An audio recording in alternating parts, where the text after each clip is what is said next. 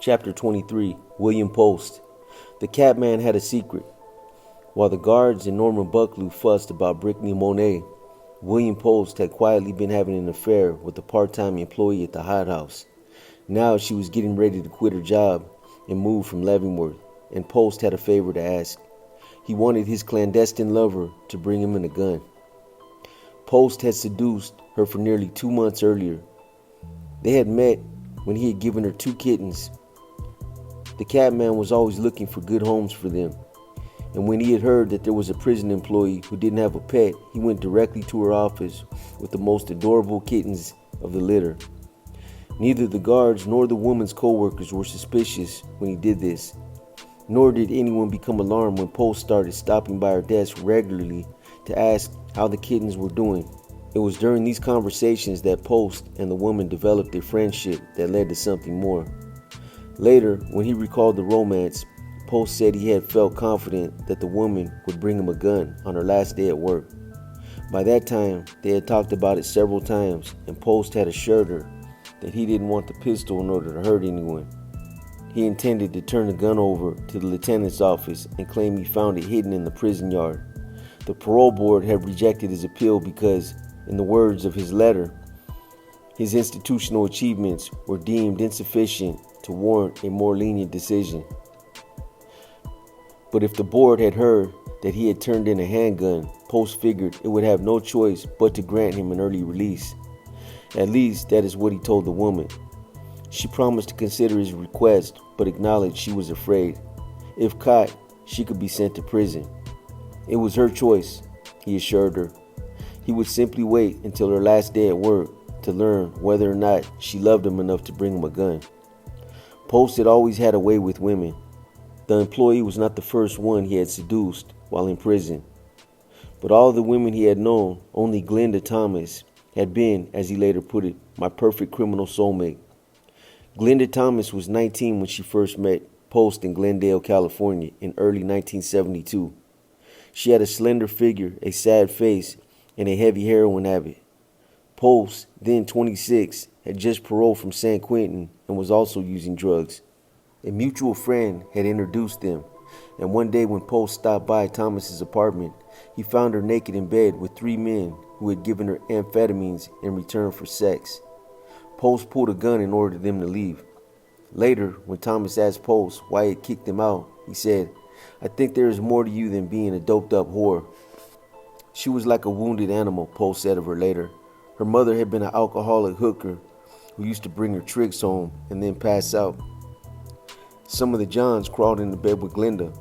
Can you imagine? She was only 8 years old. No one had ever given her a break. I thought maybe she'd be different if anyone just let up a little bit. Post began stopping by to check on Thomas, and one afternoon he found her unconscious from a drug overdose.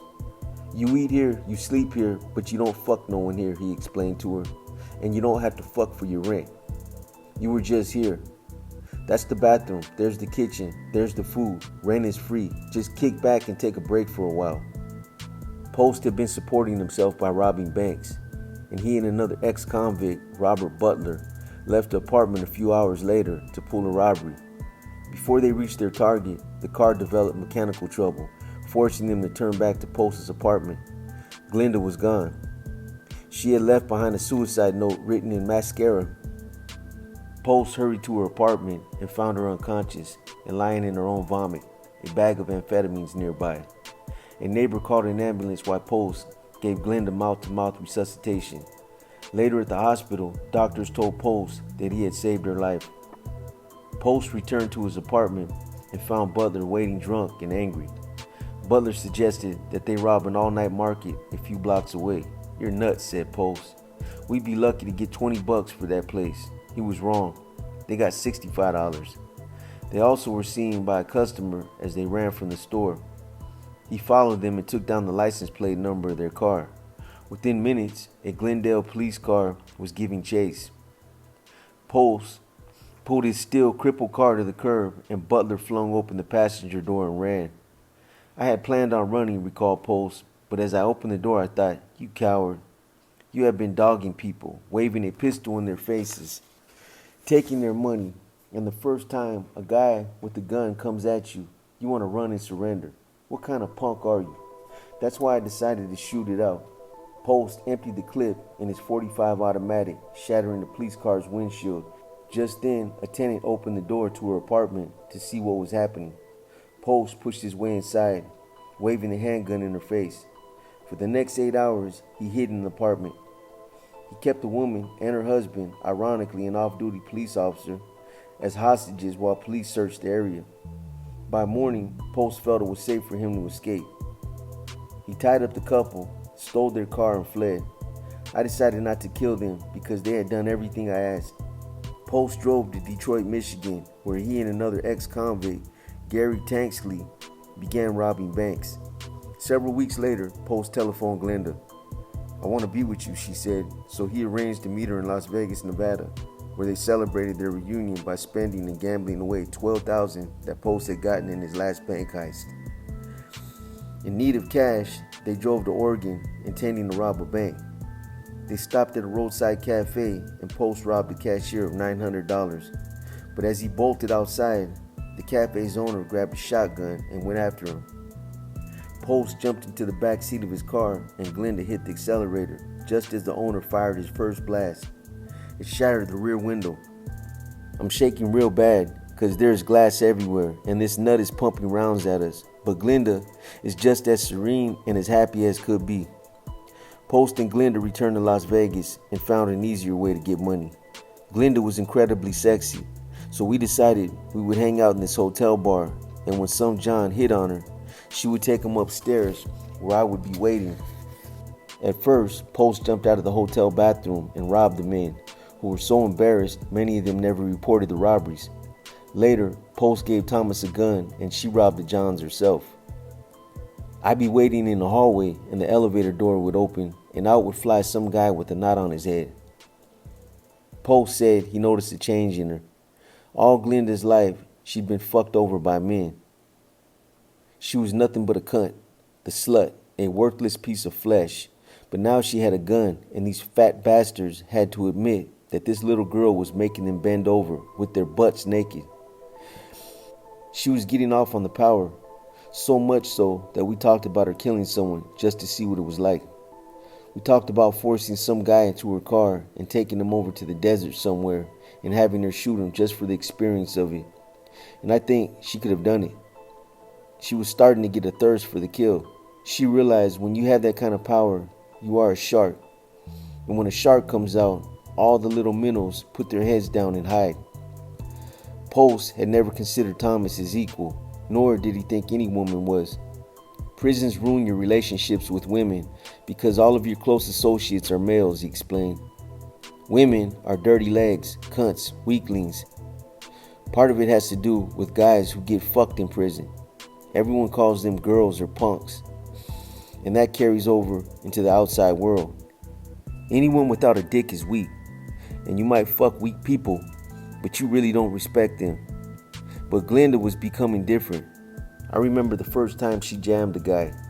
I was hiding in the closet, and after we got the money, we went to another room in the hotel and we ripped off each other's clothes and went after each other like fucking animals because of the incredible power that we had over someone else.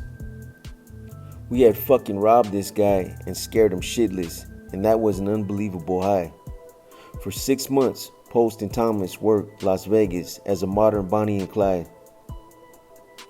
But Post got worried that their luck was going to end and Thomas would end up trying to rob an undercover vice cop. So they packed up and drove to Michigan, where Post met up once again with Tanskley, his ex-con bank robbing buddy. I didn't used to care, but I was afraid now because I didn't want to be separated from Glenda. Post and Tanskley hit several banks together, and Glenda always drove the getaway car. The bank in Dearborn, Michigan that they intended to rob didn't seem any different from others that the trio had successfully robbed earlier. But it was during that 1973 robbery that Tanksley was killed by the bank guard, and Post and Glenda were arrested a few hours later while driving out of town. Post agreed to plead guilty to the Dearborn robbery and several others in return for Thomas's getting a suspended sentence. It was a good deal, except they required her to stay in the Detroit area for 2 years of probation, And she didn't know a fucking person there except some sleazy dope fiend that she met in the county jail, Post recalled. He was sent to federal prison in Marion, and 1 month later, he received 2 letters on the same day. He recognized Thomas's writing and opened her letter first. It was a birthday card and a love letter telling me that she'd wait for me. It really made me feel good, he said. The other letter was from someone in Detroit whom Post didn't know. The letter was dated the day after Thomas had mailed Post his first birthday card, and the writer identified himself as a friend of hers. It said Glenda had died from an overdose of heroin. This time, there hadn't been anyone around to save her. Post was waiting when the part-time employee at the outhouse reported for her last day at work. As soon as he saw her face, he knew she hadn't brought him the pistol he wanted. She avoided eye contact until he told her that it was okay. He wasn't angry. If I'd pushed her more, really pushed hard, I think I could have gotten her to do it, he said later. But we had a good time together, and you always run a risk when you push someone to do something they really don't want to do. It was better to just let her go, he recalled. We just said goodbye, and that was it. Voice, bank robber, age 39. When I first came back in 78, I was always in the free world when I dreamed at night. But recently I stopped dreaming about being outside. Now, even in my dreams, I'm in the penitentiary. I've been dreaming a lot lately and having the same dream a lot. I'm coming up the tier and there is a riot and guys are sticking all the snitches and burning the prison. In my dream, I go into this room where there are 4 or 5 of these little turd guards. You know, the ones that always act tough and always try to give you a hard time by messing with your mail. Super cops.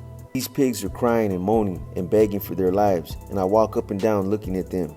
And suddenly, I grab one of the fat hacks by his curly hair and I jerk him out in front of everybody, and I tell him to pull down his pants, and he is begging me not to kill him.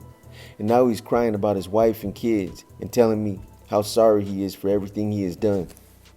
After he drops his pants, I order him to turn around and bend over, and when he does, I rip off his shorts and I start fucking him.